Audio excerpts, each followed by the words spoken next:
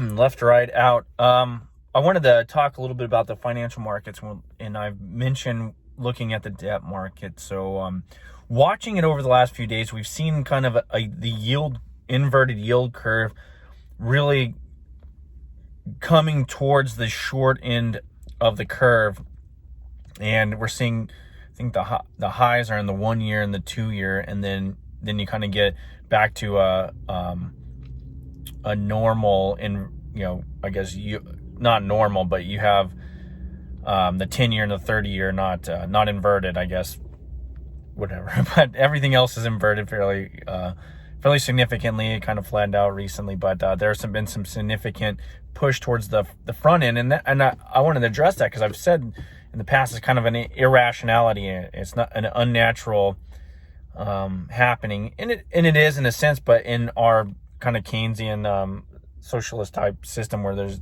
there's a lot of manipulation where you have these booms and busts, is not necessarily completely irrational. What the market's actually telling you, in a sense, is that recession is on the doorstep, or we're already in there, or that anticipation of higher rates and then immediate lower rates because they anticipate that recession and the Fed having to cut rates.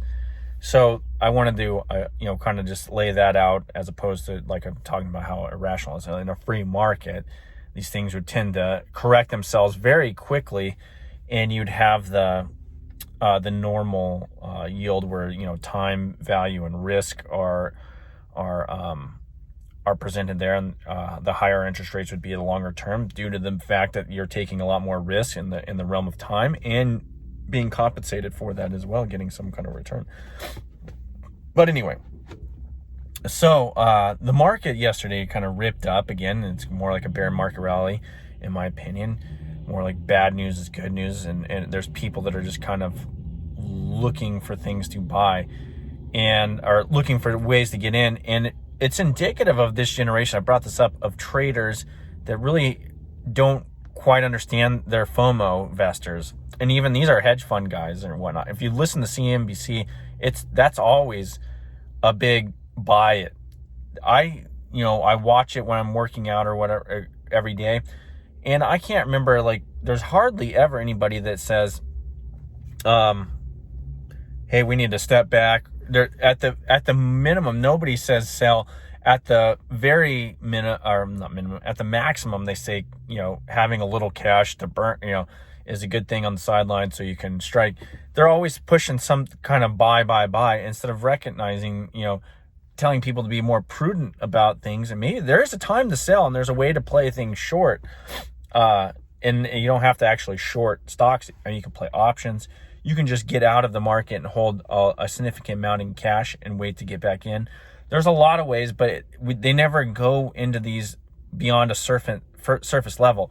They typically have pumpers and dumpers on there, or people that are constantly pumping. CNBC is a giant market pumper. That's all they seem to do. They've never seen a market they didn't like. If you notice, there's not been, I don't care if it was in 2007, 6, or whatever, all the way up here. The market's always, they always putting somebody on there that's ready to buy. They hardly have the Rubinis anymore, or whatever, the Dr. Doom, or the Shifts, or they don't hardly have any of those guys on there. If they have somebody that's a little more skeptical in the market, which is very few and far between. Well, I guess they do have a couple every once in a while. I mean, I'm just going to say they only have guys that will say, well, you need to hold a little bit more in cash, but we're still long on this and this. But there are a couple guys every once in a while. But it's mainly a pump scheme. That whole network is. Whereas when I'm looking at this and we have the market going up, and I'm saying to myself, looking at the current conditions as opposed to other conditions in the last couple decades, and I'm saying, hey, this isn't it. This isn't the bottom. There's no way. We haven't had that capitulation moment. We're going to have times where the sellers are done for a little while, and you have that kind of bear market rally, or some people take profits if you're a short seller. It's like, hey, we just went down, whatever, a couple hundred points. I did it. I mean, even yesterday when they were popping up, I took a little bit off because all of a sudden my gold stocks went up, and I had some other, I want to cut just a little bit, more like 10%. I was like, take this, put this in a little bit of cash, And then I'm not saying you do it, but I'm just saying I did it. And then I did it the other day too on one of my shorts. Like I was rolling it over. It was my option. I call it shorts. It's short through options. It's a put on something, or actually, what is it? There are calls on an inverse ETF that tracks the S&P. Does really well, in my opinion. I mean, if you really want to, either way you want to play it. But anyway, so I went ahead and rolled that and ended up taking a little bit of profit on that because I was rolling that into cash to get into something else. And so you just got to play it that way, I guess. But my point is, hey, the market isn't bottom yet. I mean, this is insanity. Just like usually when there's a significant bottom, there's a capitulation moment. You have like that panic. Instead of the fear of missing out, like we've seen, which a lot of older people understand this, but I guess my generation and the new, we understand this from the other side of it, the fear of missing out. And we've seen in the last couple of years in the crypto market, especially the fear of missing out is pushing things up. People are just buying to buy. They're chasing the momentum, which works every once in a while, but it's the greater fool's game. There's no return on that. Like they're not paying you to hold on to this. You're not earning an interest rate or anything. You're just banking on the fact that you buy it at a low price and you're going to sell it to somebody else at a higher price. And they're doing the same thing until somebody doesn't. And it's pushing up things that you've seen in the meme stocks. Well, that same mentality works reverse. And in fact, it's been historically more on the reverse side to a greater extent, or we've recognized it from the reverse side where that's why we call it capitulation. It's this moment of there's a fear of holding on that you can't get your money out, that you're not going to be able to, you won't have anything left. So you just sell to take what you can. And people do that until there is a bottom, until there's just no more. There actually is bargain hunters that are looking for things that give them a return or a good investment. And we haven't had that. You've had a very orderly, in my opinion, a very orderly sell-off. Even in June when we went down to 3,600, whatever on the S&P, roughly, these are very orderly sell-offs. There's no real actual fear in the market. I know the VIX pops up a little bit. It's in the mid-20s. There's not the fear, especially in the current conditions when we look about it economically. We are in a recession if you just look at the data. I mean, everybody keeps pointing out the labor market. That usually trails in comparison. You don't see that. The labor market can trail into the recession if you even believe all the numbers.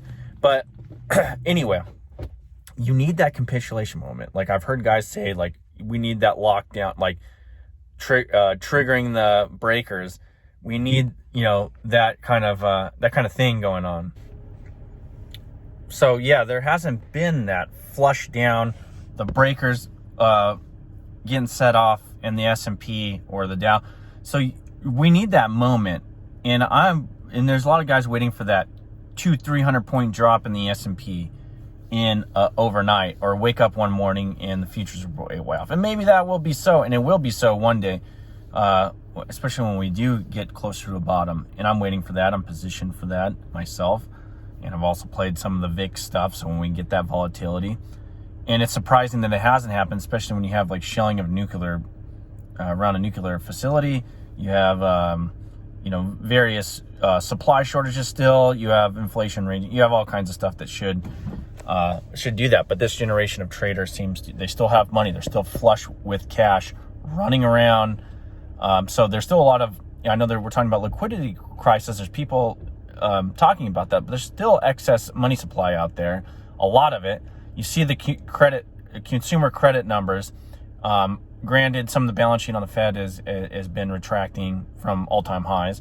So it's still very loose monetary policy. You have now, you've seen the B of A loan mortgage thing when they're giving zero down for minority. There's all kinds of weird, crazy stuff that's inflationary. So we're still in that environment. We'll see what the Fed does. But we are all waiting, at least from my perspective, for that flush down, for that capitulation moment before you actually start going along in normal stocks. I said I'm going along as the Fed raises rates. I'm looking at gold stocks because that is a pressured environment for gold. That's the perception. So as gold gets there's some pressure down on it. I'm looking at these gold stocks. I'm going in very slowly. For when the Fed reverses and actually goes full bore inflationary again. So you just got to be strategic and play both sides, understand what the perception, I guess, that the market has on certain things. Some of it's completely irrational, some of it's stupid, but what happens is it's almost like a balloon that's expanding in the stupidity, and eventually just pops and the water goes everywhere. Anyway, I want to leave it there. That was just a little brief market breakdown. We're going to watch the market today. We're going to keep continuing watching the debt market. We're going to keep continuing seeing what these Fed representatives speak of. We're going to watch the the CPI data. We're going to watch the anticipation of this next meeting here coming up for the Fed. There's a lot of interesting information that should be put out. I know the Beige Book was just released, and they're talking about softening. Everything looks bad, so either you raise rates, you break it, or the system's already... it's crazy. Anyway, talk to you later.